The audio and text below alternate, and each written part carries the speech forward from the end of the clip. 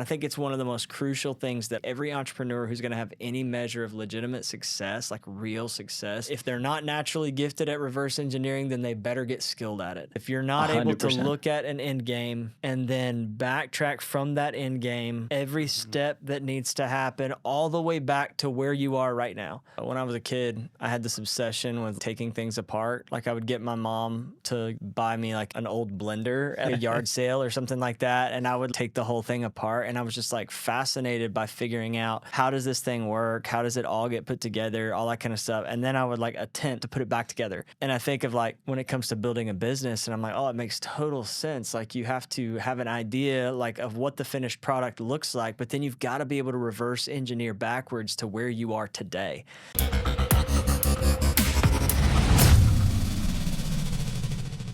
Hey everybody, welcome to another episode of Own the Exit. I'm here in the studio with our co-host Aaron. What's up, Aaron? What's up, Caleb? Excited to be with you guys for another episode. Yeah, I'm really excited about today's episode. We've got a really inspiring guest today. I had a chance to meet him. We did a 30-minute Zoom call last week, connected over the internet somehow. And Anderson Salgado, he's a former Amazon executive.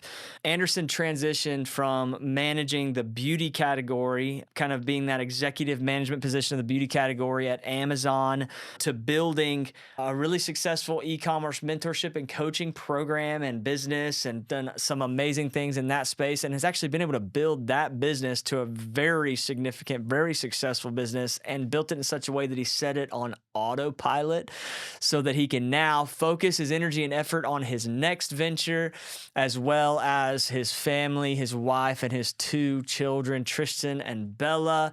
The name of his company is Trisbell Incorporated. Just found out on the pre-production conversation we were having right before the episode that he named his company after his kids, which I think is just freaking cool. And so just really excited to have Anderson on the show. I think he's going to add a ton of value. I'm really excited about this conversation, man. Anderson, thanks so much for joining us on The Exit. Thank you guys for having me. It's a pleasure to be here. Absolutely, man. I just want to jump in and hear a little bit about your background. I know we chatted, we talked. I've heard a little bit about you. I know you spent some time in the Marine Corps, and then out of the Marine Corps went to work at Amazon at some point. I don't know if there was things in between that or whatever, but how would going from being a public servant, military guy, into this behemoth of Amazon, what kind of lessons did you learn as a Marine that kind of you feel like contributed to you being able to successfully climb the ladder at Amazon and get into kind of that more executive level position? Yeah, it's an interesting story. I never actually thought I would work for Amazon, especially in 2005, when I enlisted in the Marine Corps. My plan was like, I'm just committed. I'm going to do the 22 years or 20 years and then retire and then sail on the horizon and just smooth operation throughout. And it didn't quite work that way. I think God has a great sense of humor. Yeah. So I enlisted in the Marine Corps in 2005. At the time, as the commotion with 9/11, that was the time where I could actually go and enlist. 9/11 happened. I was still a teenager, 15 years old, and I enlisted in the Marine Corps at the age of 19. I did a semester in college, and something didn't really click for me. I really needed to step back and serve somehow, some way. So enlisted in the Marine Corps, not knowing anything. The recruiter said to me, hey, I got a spot in 15 days. Can you ship out? And I said, sure. So December 28th, 2005 is when I enlisted, or I got into boot camp. And I didn't turn back. I think it was until I got into my bachelor's degree. I served in multiple deployments, was in Camp Pendleton for 5 years, then Florida, multiple different stations in North Carolina, South Carolina, Norfolk, Virginia. But one of the pivot points for me turning into Amazon, I got my bachelor's degree while in the Marine Corps. Then I turned and got accepted for an MBA cohort in 2015. At the time, I had put a pause in the Marine Corps. I was in the reserves in 2013. And I said, okay, I'm just going to get my master's degree and I'm going to go back in as an officer. I got my master's degree and I'm putting all my paperwork as an officer, and the Amazon recruiters were on campus and they were just trying to recruit people who were about to graduate. So I got in my MBA in 2014, University of Miami in South Florida.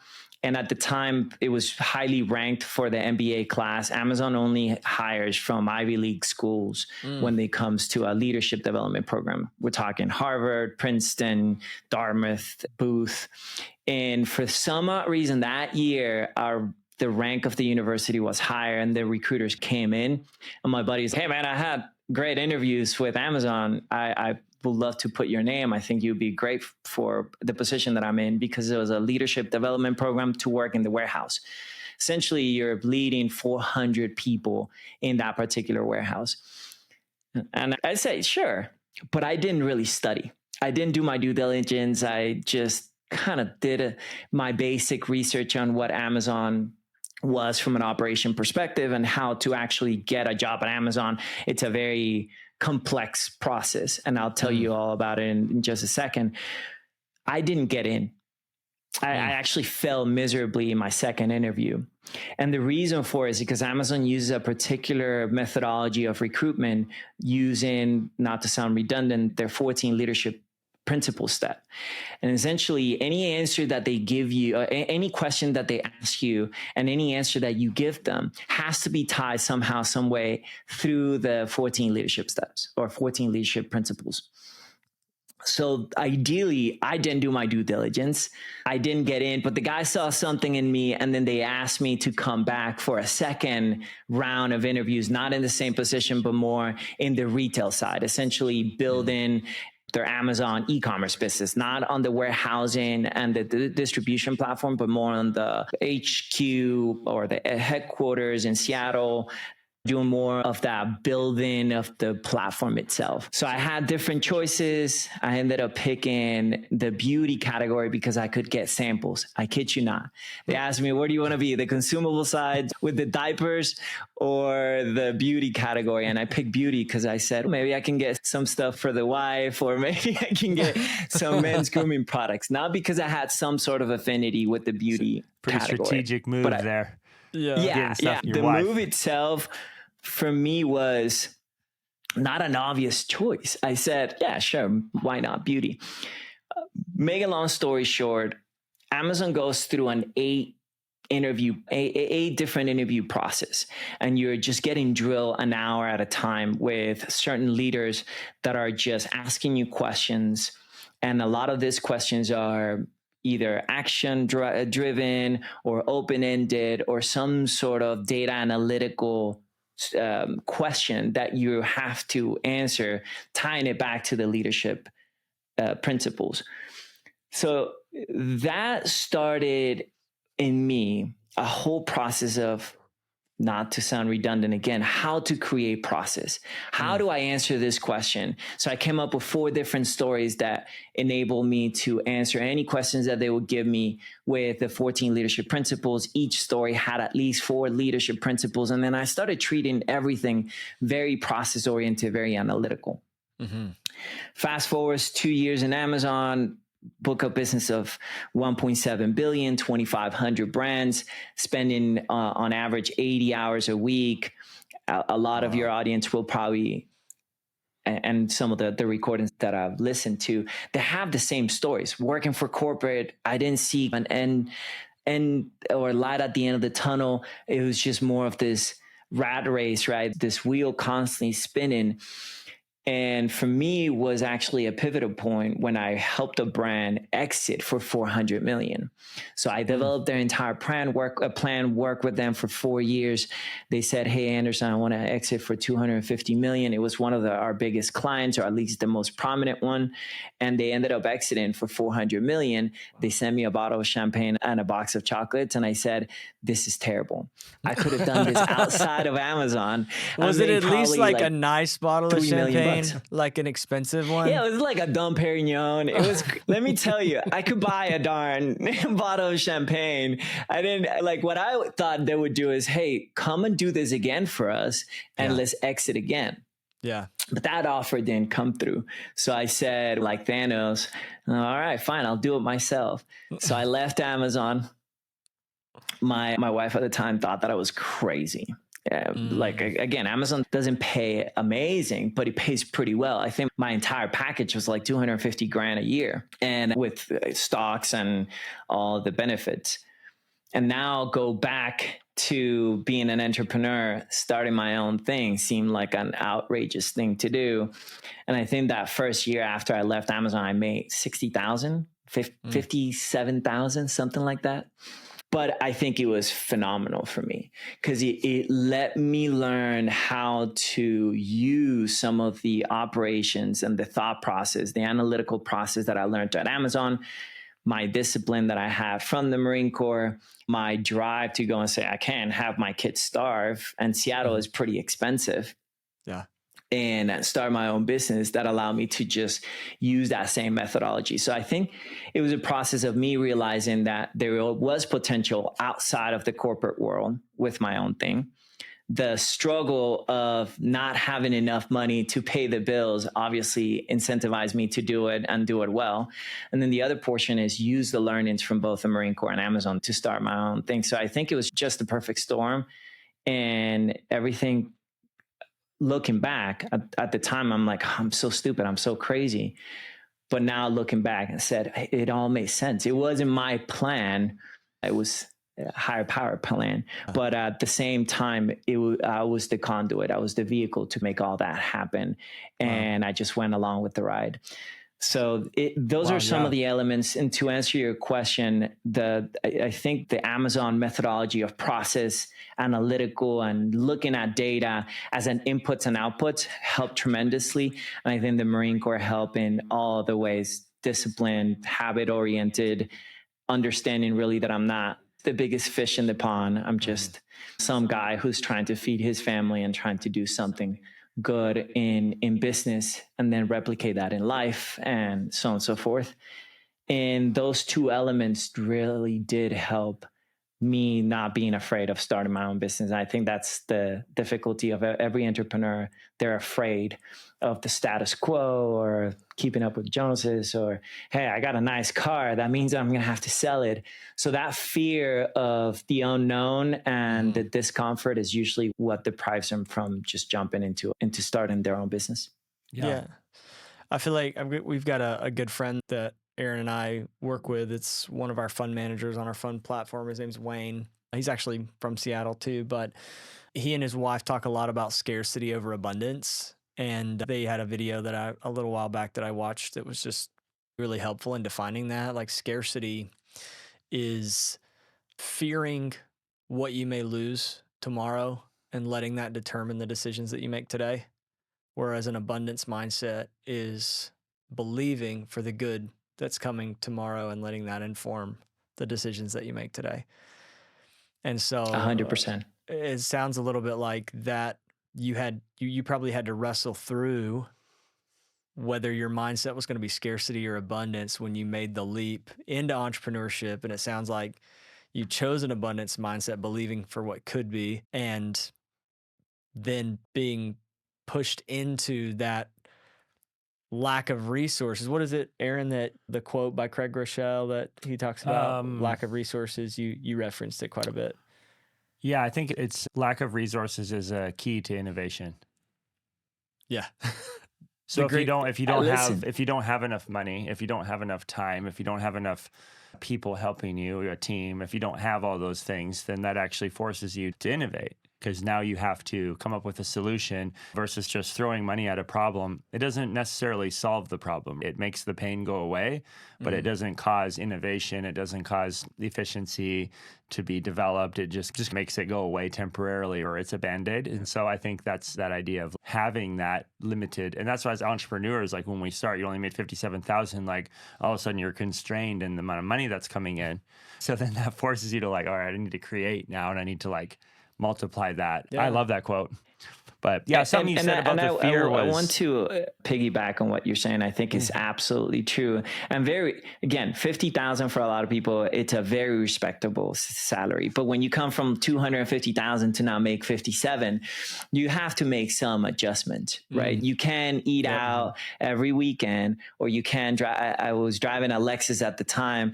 I turned the Lexus in, sold the darn thing.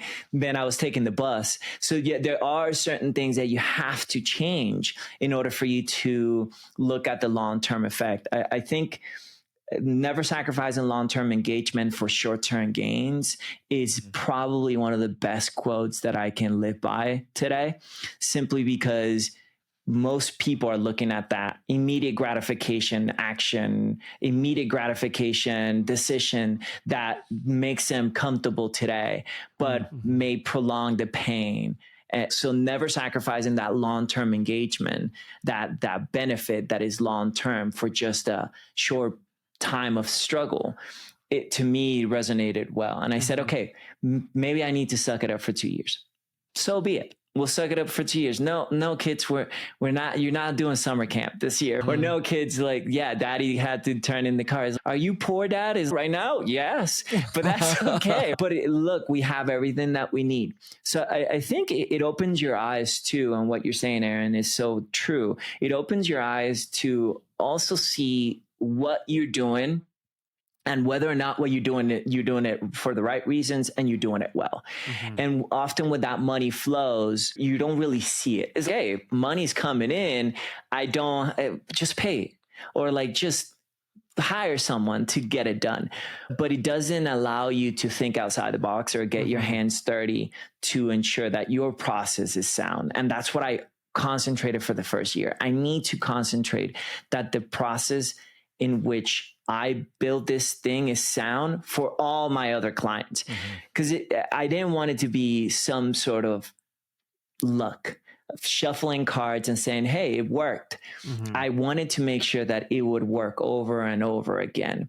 And when I saw that the percentage of success was extremely high, we did it with one brand, or at the beginning was me. Looking backwards, they weren't just me. I was doing everything. I was putting different hats multiple times throughout the day. And I think you guys have gone through that same sequence of events where you're like, okay, no, now I got to dedicate an hour of my time to just do financial decisions. And now let's answer customer service. Hey, now let's do the podcast so we can validate and resonate with our authenticity. So for me, it was the same thing multiple times per week to understand really what was going on. But it opened my eyes to also make sure that the people that I hired were in my best interest and I would be in theirs. One of the leadership principles from Amazon is hire and develop the best. And one thing that really did it for me is saying, okay, the people that I need to hire, I need to spend a ton of good time before I hire them, and then put them in a 90-day course of action to see if I want to keep them after I hire them.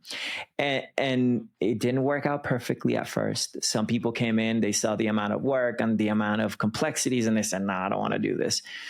Some people stayed, but then they couldn't crack it. And then the people who stayed the longest, I still have today. And those are the guys that said, and the ladies, actually, majority of them are ladies. Almost my entire team is compressed of women. And it wasn't DI hire or me trying to fill a quota. It was truly the people who not only applied, but I resonated with, that knew what they wanted to do, even though they didn't have the skills. To me, that was valuable. Extremely valuable. I didn't hire from industry experts. I didn't hire from ex-Amazonians. I didn't a girl who turned out to be amazing at advertising, and she was doing somebody else's blog for Facebook and was managing the account for Facebook.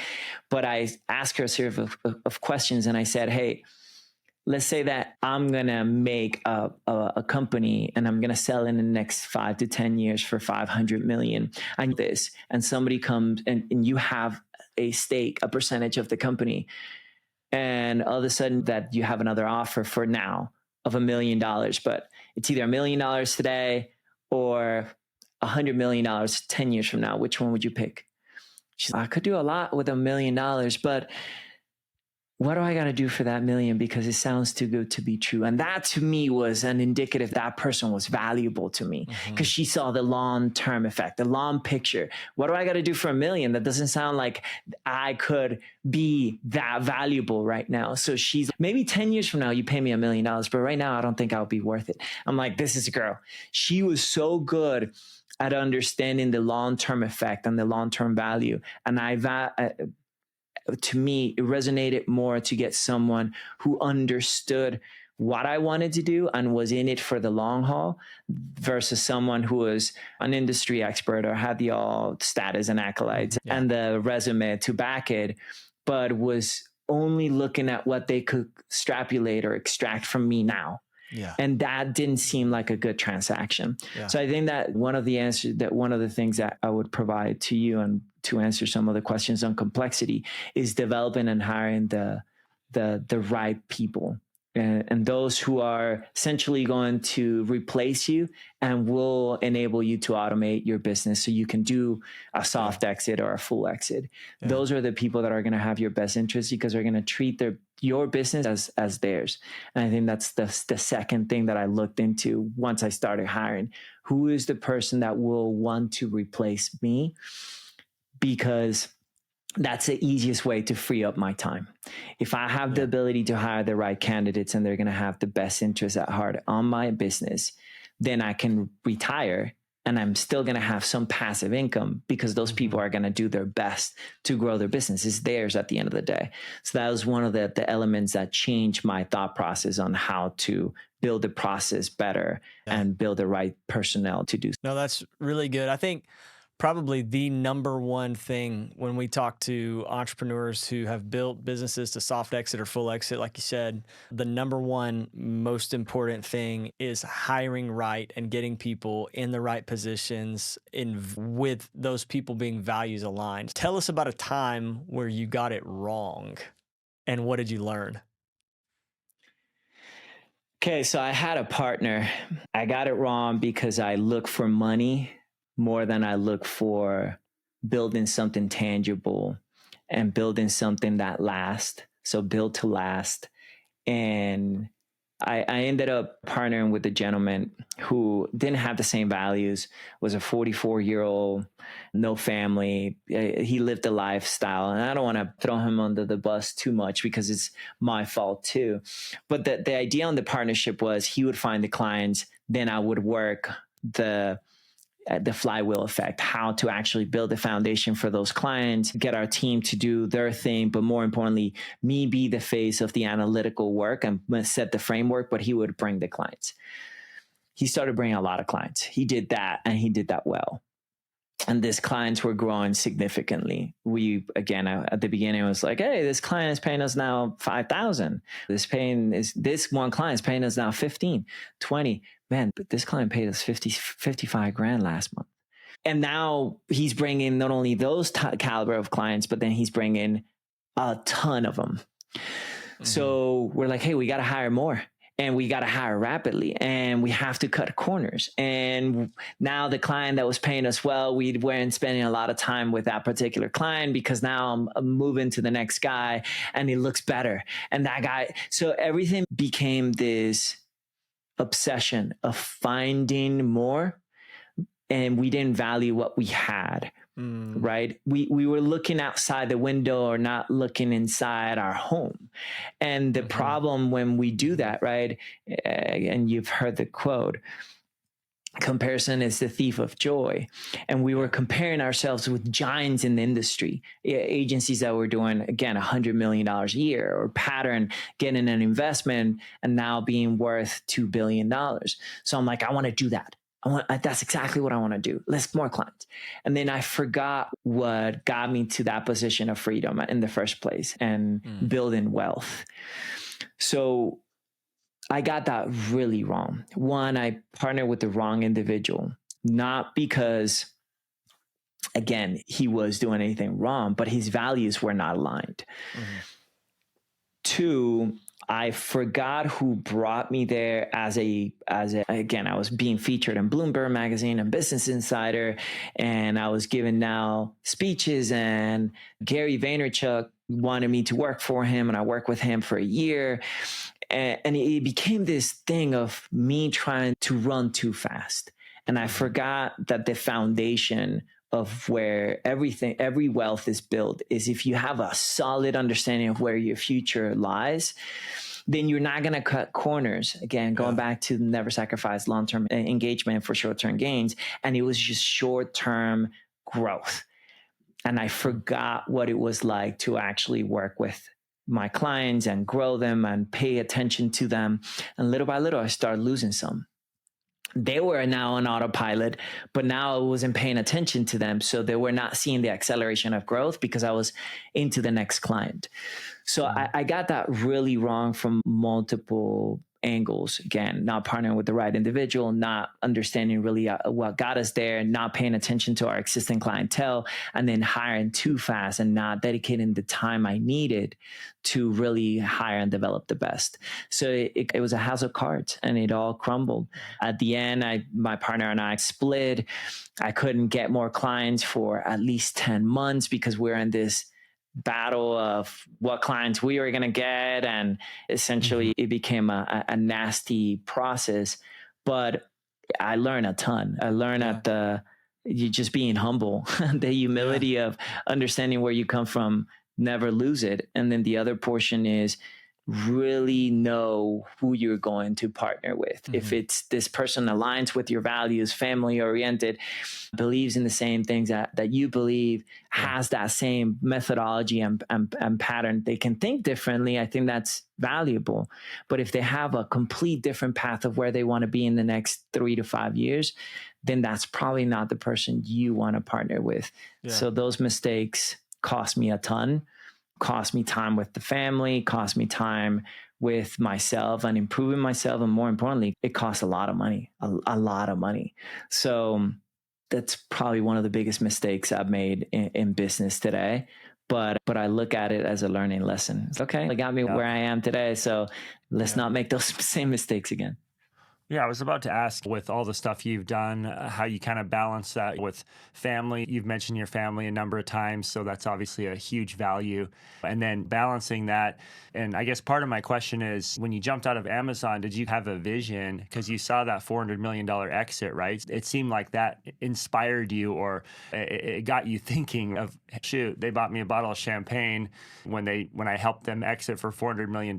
I can go now and create something and have that ownership and exit that. Is that how you started your journey? You were already looking to the end, to some kind of exit. How did you approach that? Were you, from the beginning, setting it up so that you could eventually exit that business or have people run it for you? Or what was your thinking from the beginning? Yeah, great question. So I'm going to use an analogy, and this is not something that I thought of immediately, but over time has developed. To answer your question, and this is something that I would use at Amazon, and then I told myself the same story. I would tell clients and companies when dealing with L'Oreal, Unilever, Johnson, I would tell them often the following: you got to treat Amazon and you got to treat your business, especially on e-commerce. Remember, 2015, 2016, and 17 brands, especially in the beauty category, were not a fan of Amazon simply because they thought that beauty products needed to be touched and smelled and feel in order for a customer to acquire them. And that turned out to be absolutely not true. There are some brands that continue to apply that methodology today, and it has not worked to their advantage. And now Amazon is the behemoth that it is because they use different tactics to get customer acquisition. So one of the things that I would say to brands often is the following: believe and pretend that you are scheduling some sort of trip with your family to Yellowstone National Park. And a lot of what a lot of brands and companies do is saying, hey, we're going to Yellowstone, but the devil's in the details, right? Like, the details are very important. And the details are important because now you have to figure out what car you're going to take, and who's going to make the sandwiches, and how many stops are you going to have, and how much gas are we going to use, and where are we going to stay once we get there. So all these details brands tend to forget, or they have all these details but they don't know where they're going. It's either or, right? So you see a lot of brands is like, we want to do, prime example, we want to do $10 million on this year on our e-commerce platform, and that includes or e-commerce sales. That includes Amazon, that includes Shopify, and that includes etc. Okay, cool. And how are you going to get there? We're in trend right now to do 10 million. Right. But how much are you doing right now? Well, we're doing 500,000. That doesn't add up. That's a $4 million gain per year. That's a 60% growth year over year.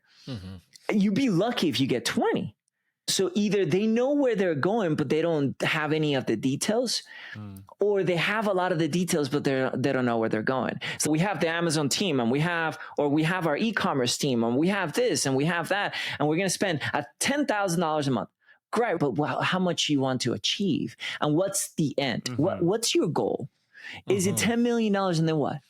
Are you going to exit, or is it $10 million and then you're going to acquire a different company, or is it? I need to know, so I know how to prepare for your profitability metric, or how to get there. If you tell me, Anderson, I want to do $10 million, but I want to keep 30% profit, well, then something's got to give. I can make it $10 million, but you may spend 9. Yeah. So you have to set that foundation. You have to set what your goal is. And for me, it was like, okay, I need to build something that lasts in order for me to, in the next 10 years, and I set up a 10-year plan, I'm going to exit for 500 million. And in 5 years, I'm going to reevaluate this methodology. And I did my 5 years, and then I'm like, okay, I'm reevaluating. This is how Dall'Italia came about, and we can talk about it. But to answer your question, Aaron, yes, I had the idea of where I wanted to be. I didn't have the details. But now that I knew where I wanted to go, then let me build kind of the details on how to get there. Yeah, I could have done it the other way around. Is I have something tangible here. I don't know where I'm going to go. That's so applicable to any business. Just to say, just what you just said, of some people just focus on all of the little details, the management, the building, but they don't know unto what. Yeah. And then other people are such visionaries. Like, I'm going to do this in 5 years, but then they don't know the steps, if I'm understanding you correctly. And that's just so good for any advice for any business or person, our listeners, to think about, because a lot of entrepreneurs are visionaries, but then to have that person who can figure out all the steps and in which order they need to happen, and building to that and having clarity on both points. It sounds like what you were saying. So that's really good advice.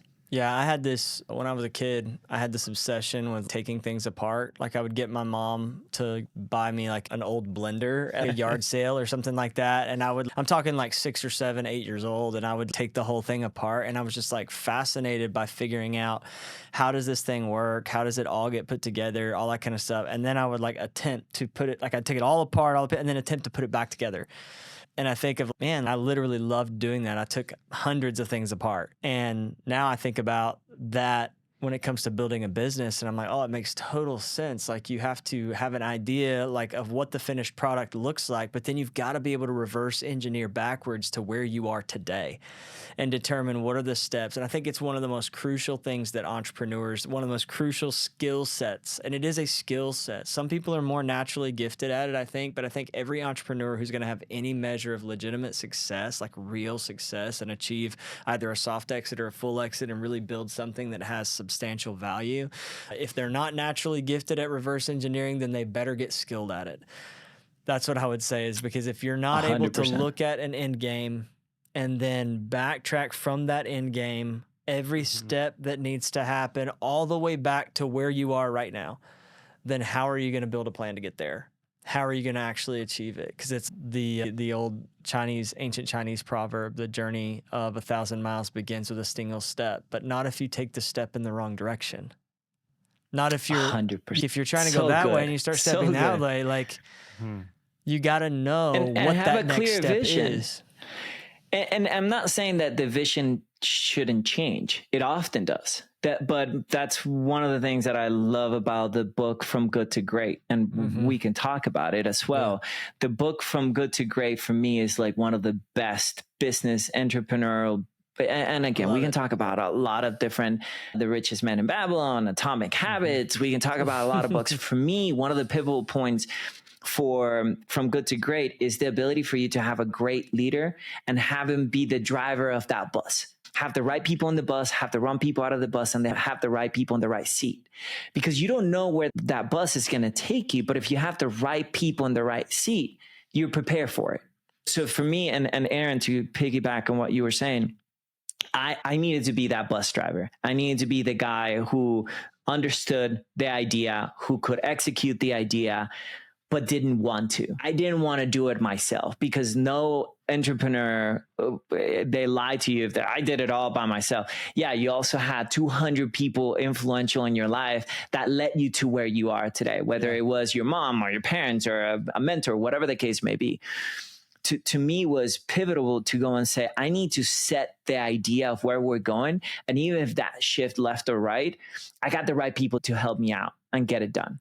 And that, I think, is pivotal, right? If you are in a good course of business, and we saw it in during COVID or C-19, if you see it, a lot of businesses did excellent. Fantastic. E-commerce business killed it. I was doing a ton of money during COVID. I'm like, this is not even fair. But I saw a ton of restaurants close down. I saw a ton of mom and pop shops close down. So my mentality was, I need to be the great leader I know I can be, to set where we're going and get the best people I can to help me with the details. And that was my whole mindset. I need to set the right foundation and hire the right people to help me get the details in that plan. Otherwise, I have a great vision, no action items, or I have great action items, but I don't know where we're going. So we're on that same playing field. One may take me longer than the other, but it's not built to last. Yeah.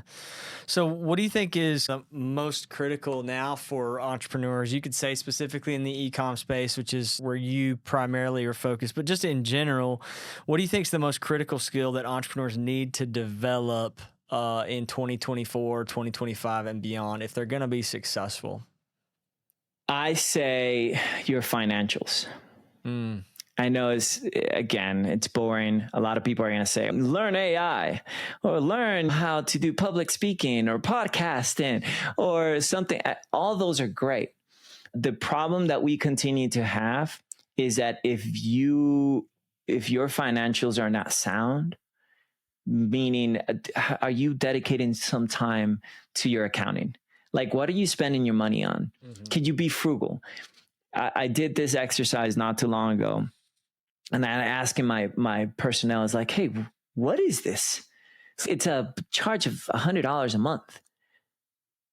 Oh, I don't know. Let me ask so-and-so. And then all of a sudden it's like a software that we haven't used in at least 10 months. So we spend almost over $1,000 in this software that we don't use. So I'm like, okay, we have a problem. So spending time on your financials to me is going to be key. Understanding cash flow, inputs and outputs, understanding really what your liabilities are going to be and I know it sounds so boring, but let me tell you, there is a beauty in numbers, because numbers don't lie.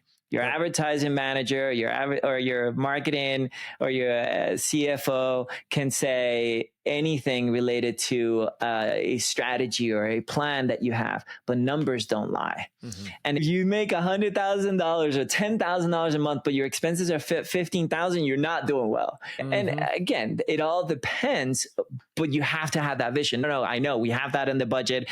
We have some reserves of $100,000 in there. We're burning cash $5,000 a month, but it's going to pay off in the next 6 months, because that's the plan. You have it.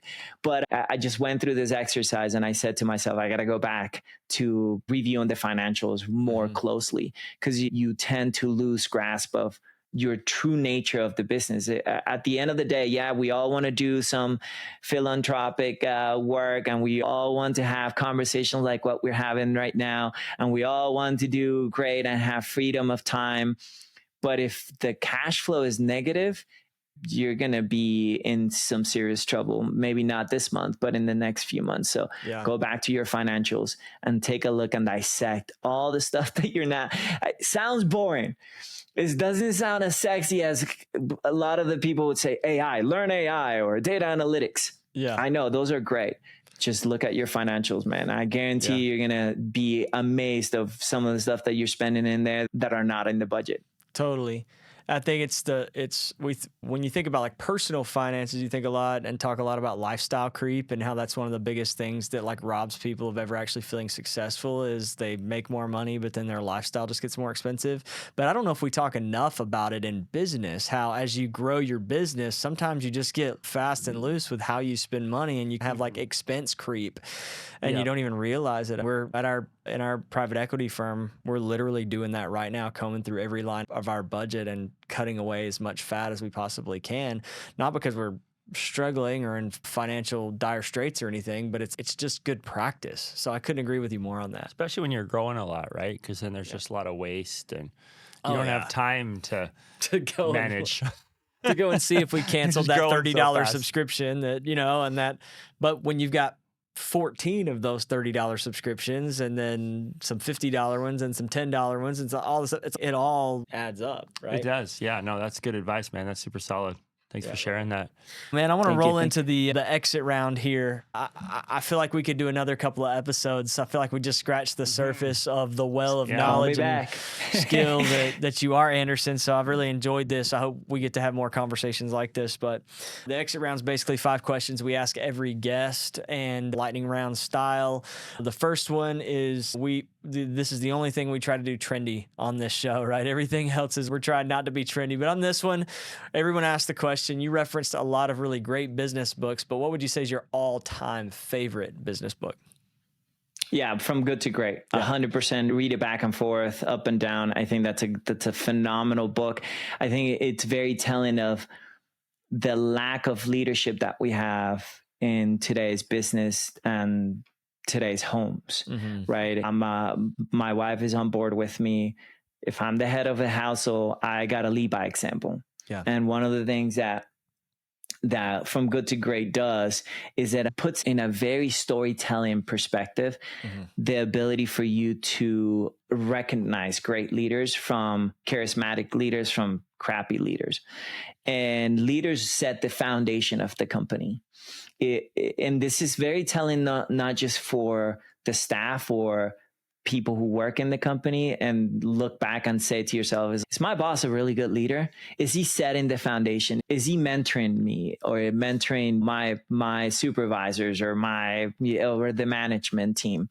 Is the organization leader someone that I'm proud to say is my boss? If your boss is that guy that parties and gets drunk and all of a sudden, oh, there goes my boss again, and you're not proud of that person, you're probably in the wrong organization, right? Because it's only a matter of time where that loss of respect is going to not only be amplified, but you're going to start hating the people you work with because the wrong people are in the organization being hired by that leader.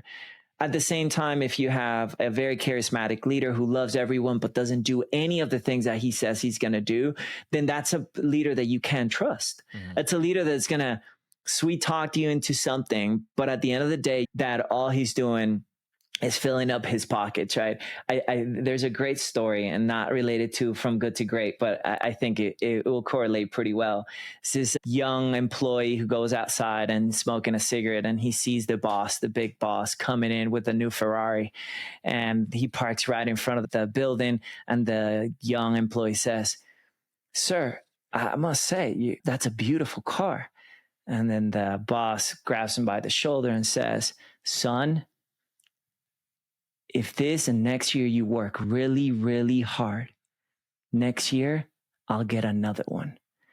So that boss right there is the charismatic, always, looking for where he can fill in some fake motivation, that there's no trust or loyalty among those leaders. And then you have the quiet, influential, mentor driven, get your hands dirty type of guy.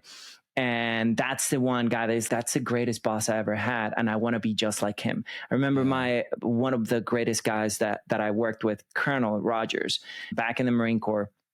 This was a phenomenal dude, so knowledgeable. He sent emails to everybody in the organization when it was their birthday. And maybe it was his assistant, whatever. It came from his email. So like seeing his email coming in, happy birthday, Marine, I want to tell you that I love you. It was so genuine. But then when we would do activities or when we would do drills or when we were doing certain things that require leadership to show up, he was there. So he was that leader that was charismatic. He also led the organization in good behavior. And that's what that book says. That book embodies what great leaders look like. So you can recognize them and you can emulate it. And then the other portion is getting the right people in the right seat and getting the wrong people out. Don't be afraid of, unfortunately, cutting off the fat. Yeah. You just got to be like, hey, you're not cutting it. Either you transform or you're gone. So from good to great, to summarize it, is probably the most transcendent book, at least for entrepreneurs. That's so awesome. Excellent. So question number 2 in the exit round here, Anderson, if you could go back in time to your younger self, what business advice, before you ever got into entrepreneurship, what business advice would you give your younger self? Get more involved in financials and data analytics. Yeah. So if I could go back and say, hey, what are some of the things that you would change? I would learn the heck out of anything related to accounting, taxation, breaks, anything that allows me to be ahead of the game when it comes to business financials and personal finance. Yeah. And then the other one is data analytics. So again, I've been studying data analytics for the last 5 years. I have a postgraduate from Caltech in data analytics, and I wish I would have done it 10 years ago. And the reason for it is because, again, from a computation perspective and understanding really what trends are, it's going back into the data. Understanding the data, inputs and outputs, gives you the ability to look ahead of what's going to come into future trends. Leave you with 3 things on, again, data analytics. Among successful people, there are 3 patterns that are highly recognizable. People who recognize patterns, people who recognize and act on those patterns, and people who set their own patterns. So for those of you who saw Bitcoin and said, man, Bitcoin is a great opportunity, but didn't do anything about it, you recognize it, but you didn't act on it. But that's the first path. Those who recognized it and invested a bunch in Bitcoin, they made a ton of money. And those who set their own coin or understood blockchain technologies because they not only recognized it, but act on it and actually set their own patterns, deviate from the rest. So from a perspective of doing something different, I would double down or triple down on understanding economics, finance, both on the business and personal side, and then data analytics. Come on. That's so good, man. I like it. So we believe on the show that one of the most powerful things that you can do in order to own your exit, whether it's a soft exit, full exit from your business, or limiting your active involvement, is to diversify and create passive income streams. So what would you say right now? What percentage of your income would you classify as passive right now? 70%. 70%. So 70% of my income is passive. I build it into 3 different buckets, going back into that data analytics. Bucket number 1 is what keeps the lights on. So essentially, this is your day-to-day business, or this is your gig, or this is the small business that is paying the bills, right? Understanding how that one works and automating that one as much as possible so you can free up your time into the next 2 buckets.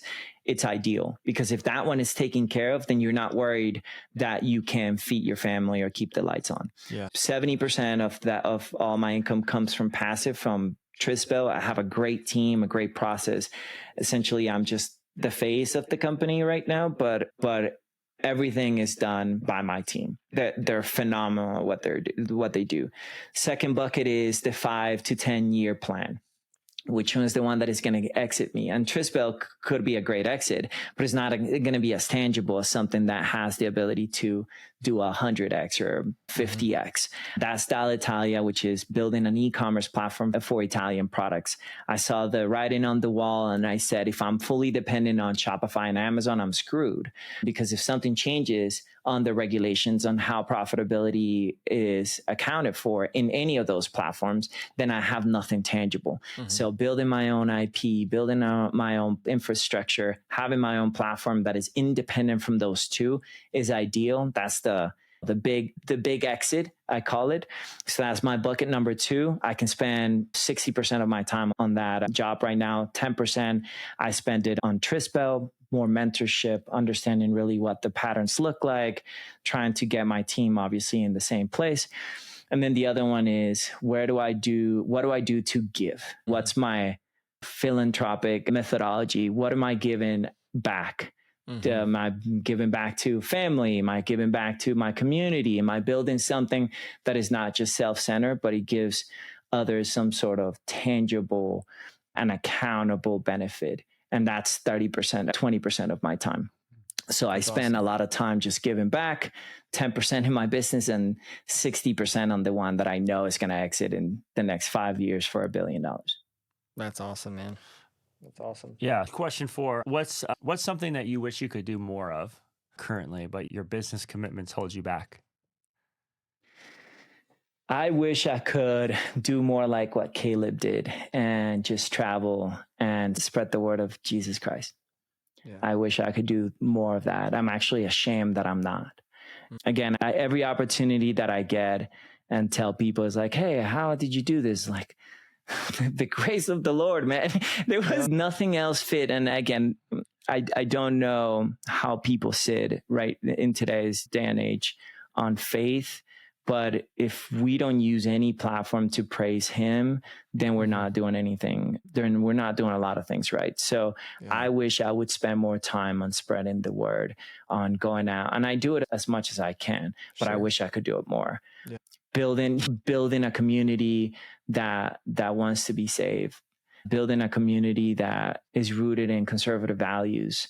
I wish I could do a lot more on that. You know, I would, and this is gonna sound terrible, but I'm not ashamed of it. I would give everything up if the Lord says, "Hey, you're not meant to have any of that.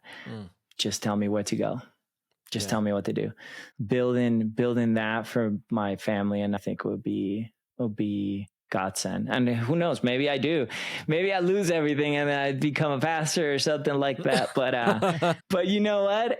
I'll be happy simply because I think it's the right thing to do. And as long as I have health and I can feed my family and I have a roof over my head and a bed to sleep in, and even if I don't have a bed, I'll be okay. Yeah. So I wish I could do a heck of a lot more on spreading the word than I am today. Yeah. I feel like the passage, godliness with contentment is great gain. Being content with wherever you are. I think that's when I think that's when you can be trusted with more. You know, it's like the parable. That's powerful. That he who's faithful with a little will be entrusted with more. And the little thing in that parable is money. It's not, if you're faithful with a little bit of money, you can be entrusted with more money. It's actually the little thing is money. If you're faithful with money, it's a proving ground that you can be entrusted with things that are far more valuable and far greater. And I think that even just hearing that, regardless of where our listeners sit on the faith spectrum, understanding that the value that I'm taking away from what you're sharing is there are things inside of you that are so much bigger than money, desires inside of you that money is simply a tool that can either help you get there or it can hinder you from getting there. It's thinking of money as a tool. It's a hammer in my garage, right? If I use that hammer to build a house, then it's good. If I use that hammer to hit Aaron in the head, then it's bad. It's just a tool. It's how you use it and how you leverage it and how you approach it that really matters, that determines its virtue. And so what I'm hearing you say, Anderson, is that your ambition has always been, maybe you've not always stayed perfectly anchored in that ambition, but it's always been something higher, something bigger than just, I want to make crap tons of money and be super successful and drive a Lambo and all of that stuff. I want to live a life of purpose and significance. Yeah, and then I want future generations and my kids to be proud. Yeah. And I don't think you earn that with money. No. We see a lot of celebrities who have a ton of money and their kids hate them, or they don't have a good relationship with their parents. I'm truly blessed. I have what I need. I don't have plenty of excess, but whatever I do have, I'm truly thankful. And I love my kids. I'm blessed with a beautiful, amazing wife. I couldn't be happier.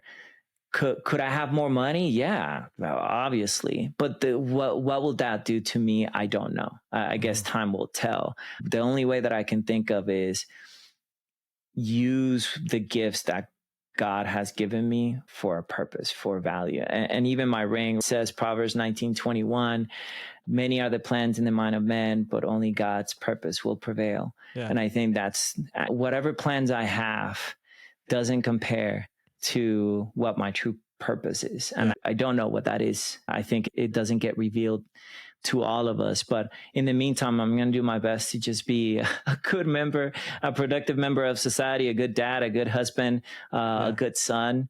And again, spread the word as much as I can.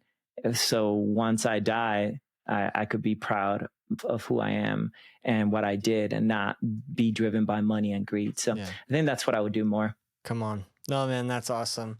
Anderson, this has been a great conversation. I really appreciate you joining us on The Exit. I look forward to just more conversations with you, connecting, getting to know you better. And who knows, maybe we'll come out to Salt Lake and hang out sometime. It'd be fun. It's been really good, man. I will go visit you guys. Yeah. Come to Kansas City. We'll take you to get some barbecue. It's the best in the world. So. I love it. Gentlemen, it's been a pleasure. Thank you so much for your time. And I think what you guys are doing are phenomenal, and just the words of wisdom and the guests that you have had, and just opening up your platform and your time to just give back value to others. I think it's a great thing. So thank you for what you do. So speaking of that, man, what's one way that our listeners can get connected with you, can continue to learn and grow from you, and possibly even do business with you, especially if they're in the e-commerce space? Yeah, reach out to me in Instagram, the Salgado Squad, and then just type the word on the exit or OTE, and I'll be more than happy to send a whole ton of value regarding your e-commerce venture, whatever you're doing, whether it is on Amazon, on Shopify. We have essentially a great manuscript on how to get started. What are some of the pitfalls, what to do, what not to do, just to make your first 10,000 a month. I think it's a great value that you guys can just do. So again, the Salgado Squad on Instagram, and then just type OTE, the comments, or DM me at the comments of OTE, and I'll send you a ton of value regarding e-commerce, whether it is Amazon or Shopify. That's awesome. So the easiest way to get a hold of us. So get on Instagram, the Salgado Squad, and then either DM or comment on a post, OTE or On the Exit, and get a whole bunch of free value to help you either launch or improve your e-commerce business, if that's the space that you're in, or if you are trying to break into that space. Thanks everyone for joining us again for another episode of On the Exit. It's been a pleasure. Aaron, any final words? No, thanks everyone for joining us. Just Anderson, appreciate you again jumping on, and I think everyone should go back and listen to this episode again, because you break down a lot of those mindsets and that strategy, very actionable advice. So super appreciate it, and until next time, thanks everyone. Thanks.